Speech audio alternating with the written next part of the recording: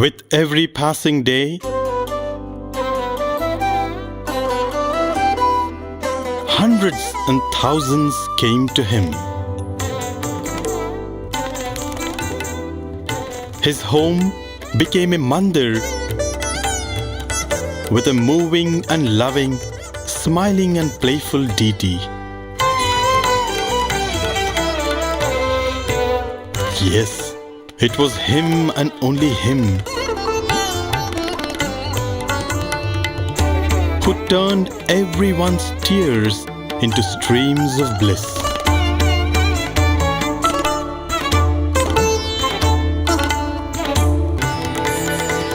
As the bud blossomed to reveal 1,000 petals,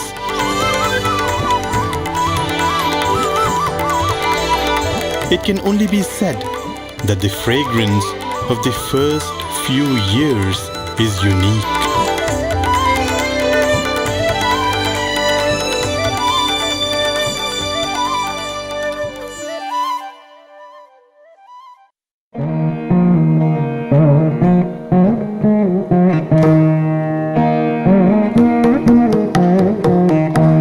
This was the time Swami was traveling. Not only he traveled on his own, he was also made to travel, as it happened in the case of Miss Padma Priya. Her father, Dr. Adri, a long-standing devotee, he wanted Swami to attend the wedding of his daughter, that is Padma Priya.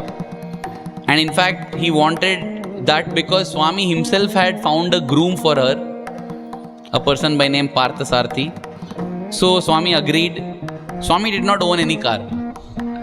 So a car was sent for Swami and Swami was taken to Bangalore on the 18th of May. 19th was the wedding. And Swami conducted the entire wedding. He even materialized the Mangal Sutra that was necessary and it was all done. It was very beautiful. In the end, he gifted the bride and groom with a materialized picture of himself. And Swami said, any problem that you get, you sit together and pray and I will take care.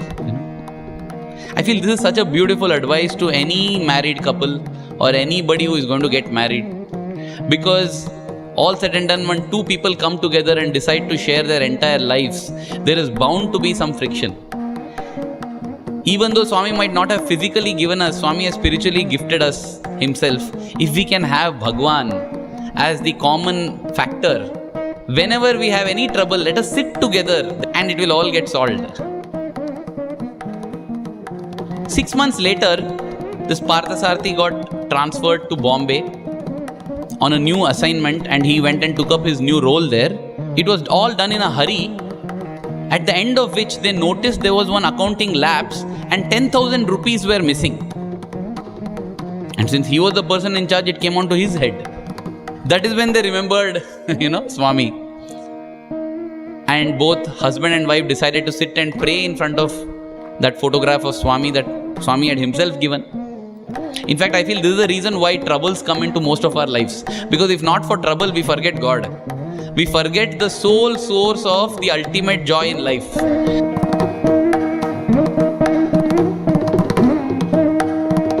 Bliss is only union with God, but we forget God and remember everything else. To just remind us and put us back onto the right track, a difficulty is given. Because the moment difficulty comes, hey Bhagwan, oh God, what did you do? What did I do? At that time, this wife, Padma Priya, she had a habit where she would collect annas, coins, in her piggy bank. And when it gets full, she converts it into rupees and sends it as a donation to Shirdi. That was her practice. So after praying to Bhagwan's photo, when they cracked open that piggy bank, they saw that along with the coins, there was a lot of vibhuti.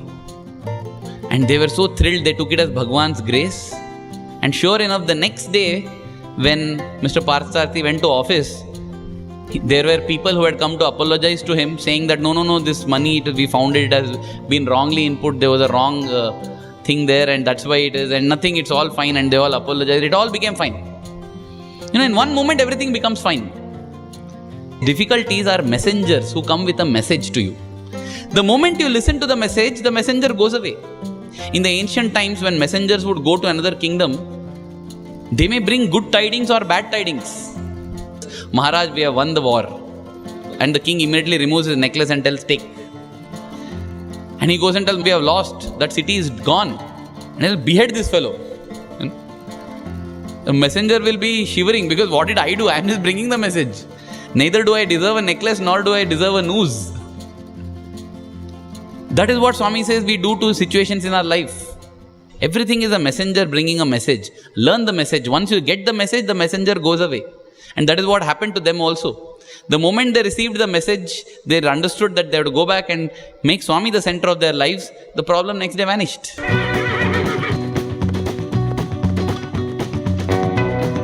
Mr. Parth Sarthi once took this photograph of Swami along with him to the Derby, horse racing. And he went and bet on one horse. And he prayed to the photo that Swami make this horse win. When he opened his eyes, don't know whether that horse won or not, that photo was gone. Next time when they came to Puttaparthi, they got to know from a devotee who said that sitting in Pathamandiram one day, suddenly in Swami's hand one photograph dropped. And everybody was stunned, and Swami turned to the devotee and said, this photo I had given to one devotee, but he took me to the horse race. That's why I came back. So that is the kind of omniscience our Lord has. Let us not treat Swami like a photograph. Let us treat a photograph like the Lord. I'm reminded of another incident which happened to one of my juniors. Swami was talking to him every day, and I think it was during the winter vacation. So his parents had come down to Puttaparthi. So you're allowed to stay with your parents in your house on such occasions. And it so happened that one afternoon, his parents were not there, he was all alone. So he thought, okay, let's see TV for some time. Pretty harmless desire. So he switches on the TV, and just where he was sitting, there was a calendar of Swami, and it looked like the calendar Swami was staring at him. And he felt a little guilty. So what he did, he removed the calendar, rolled it up, kept it aside, and watched the TV. That afternoon he goes for darshan, and he's sitting there in his assigned place. Swami comes up to him, and very sweetly and mischievously Swami says, don't think if you roll up the calendar, Swami can't see you. So one place he says that he is there in the picture that he gives. The other place he reminds us that he is not only in the picture that he gives. So that is the discipline that Swami expects of each one of us. But around this time, there was another devotee and family which came to Swami, and this particular sequence of events, I found it very interesting, and we thought there's something to learn for all of us. Jaya He Shri Sai Natha Jaya Patisha Sharanu Niki De Jaya. Many royal families and people from the royal family of Mysore started coming to Swami. Right? When Swami would later go to Mysore, he visited the houses and palaces of so many of these people. One more family that came in that manner was a person by name Ranjot Singh or Ranjot Singh. This person, he eventually became the deputy commissioner of police of Mysore. But his family comes before that. His daughter's name was Sulochana. Sulochana had TB.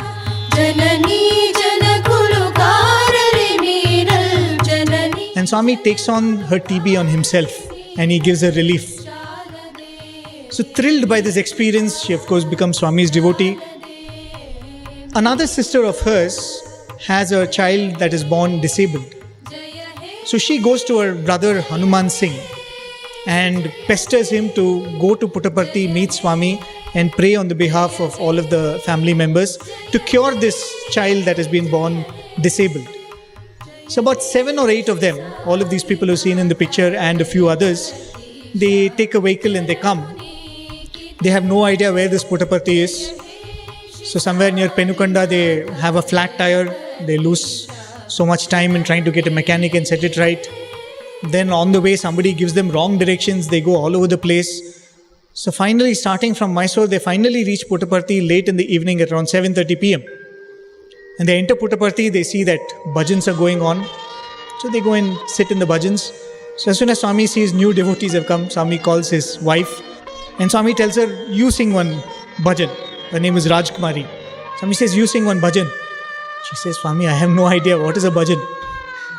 Then Swami says, okay, you sing any song. I listen.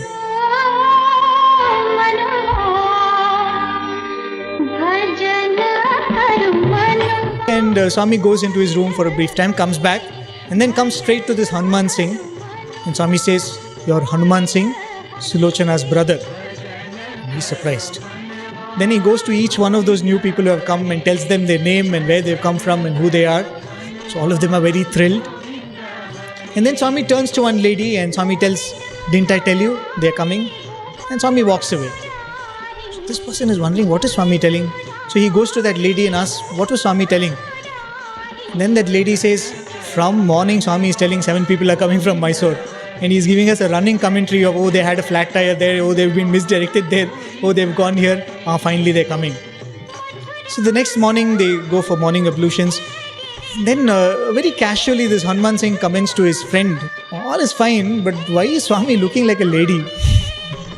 He says, he's looking so feminine, he's looking like a lady. And then his friend says, hey, don't say like that, he seems like a big Mahatma, don't speak such things. So they have their bath and everything, they go back. And when they go back to Mandir, Swami is standing there. Do I look like a lady?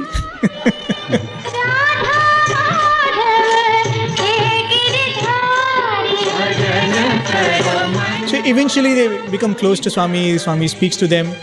So he gets this opportunity to ask about this particular nephew of his who's been born disabled. So the moment he asks Swami about this disabled nephew of his, Swami immediately says, no, I cannot do anything about it. Swami says, see, it is because of his past karmas that he is suffering. If I cure him now, he is going to suffer later. Let him go through it and let him finish it. See the sequence of events which happens. How does the family get drawn? Swami cures one of the members in the family. And Swami knows everything even as it is happening. Swami is showing them their omniscience. In playful ways, in serious ways, Swami has shown his powers. And finally, when they say, Swami, this is the purpose we have come, we want this child to be cured, Swami says, no, I will not cure. We speak of so many people being cured. We speak of so many people with Swami's touch, Swami is curing. Childless mothers have been given children. We spoke about that Madhoji Rao and his wife, that couple, Swami gave them a child. Innumerable people who came, Swami blessed them with children. Swami gave apples to some people, gave grapes to some people, gave mangoes to some people. Eventually they all got children. But why for some people he refuses? I think as devotees, it's very important for us to know that Swami knows everything. Swami can solve every problem. But as devotees, we should allow Swami to choose what to solve and what not to solve. When God comes in a human form, He shows that He cares. He not only cares, He loves. Right? And that is why all of those small incidents when Swami was saying, don't go away, I will miss you if you will go away. When we sing bhajans, we sing Bhava Tita, Bhava Gochara. He's beyond all Bhava. Why did he cry like that? Why should he do all that drama?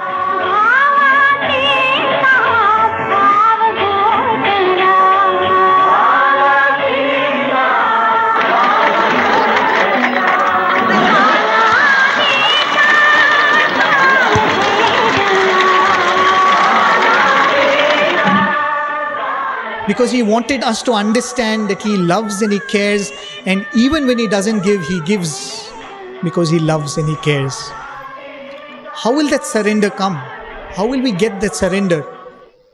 It can be got only by what Swami says, Shravanam. Keep listening, keep listening.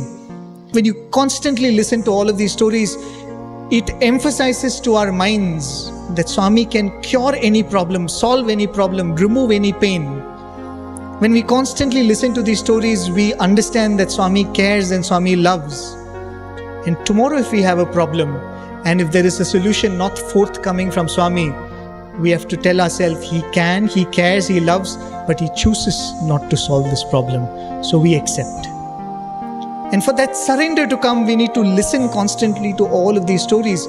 Listening to all of these Bhagavatam is not to fill time, right? It is to make this a part of our thinking. There's one very small incident which one of our seniors were narrating. This boy was suffering from some jaundice or typhoid or something. He could not come for darshan for a few days. Swami just comes up to him, standing there, and this boy gets up, little sympathy, grace you will get, right? So he got up and very pathetically and very sadly he told Swami, I'm having jaundice. Swami says, Atlana, is that so? Chala santosham, Swami says. For a moment this boy is saying, what is this, Swami? I thought there'll be some sympathy, some compassion. Swami is saying, Chala santosham. And Swami walks away.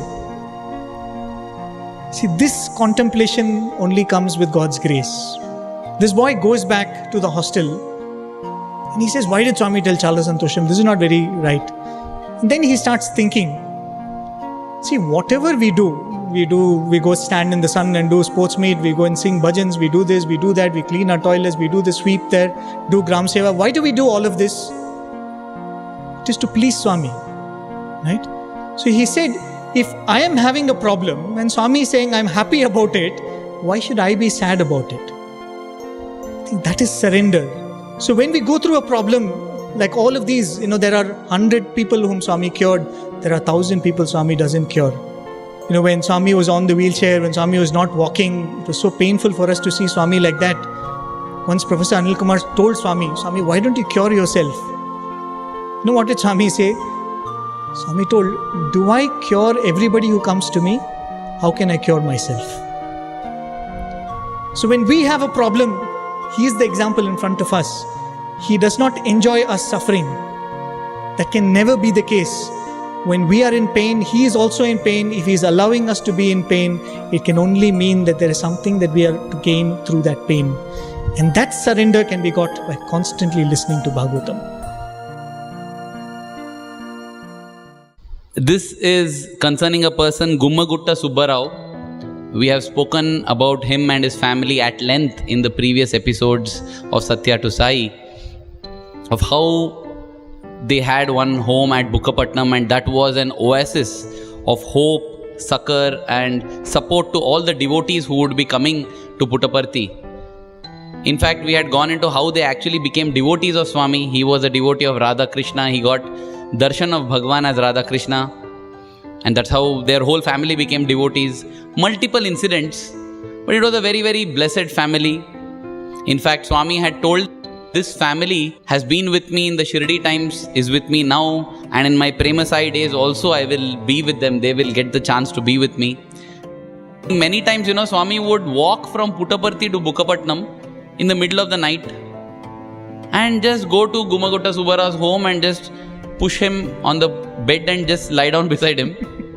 Next day morning, come back. In his sleep, he'll say, oh, Swami came, okay. And in fact, on one occasion, when Gummagutta Subbarao's 2 daughters were in Puttaparthi, he told, come, we'll go home. And they were very young, 4-year, 5-year-old. Swami actually carried both of them on one shoulder each and walked across the Bukkapatnam lake and took them home. That is the kind of sweet relationship this family shared with Swami. So their home and ancestral home, everything was at Bellary in Karnataka. So many times they had invited Swami to come to Bellary, and Swami had said, I'll definitely come. And Swami treated Gummagutta Subbarao, and Gummagutta Subbarao treated Swami like a dear friend. In fact, Swami would call him Kucheludu. Kuchela is the other name of Sudama, the best friend of Lord Krishna. So Swami used to keep calling him Kucheludu. And suddenly one fine day, Swami lands up there in a bus with 15 other people.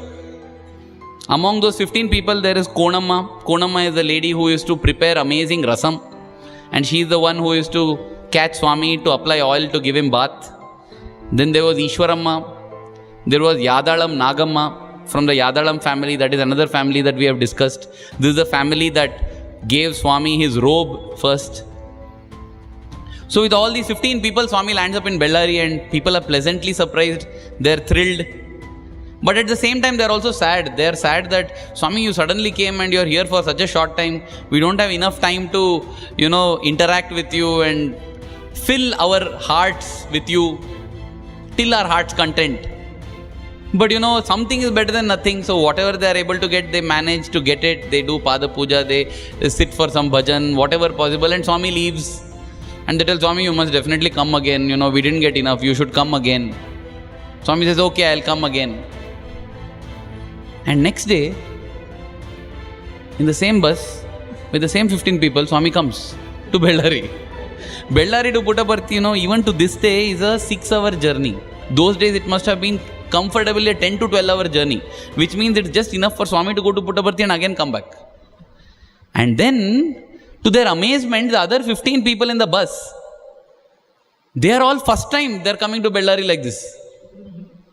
And Swami says that yesterday, the bus was me, the 15 people were also me.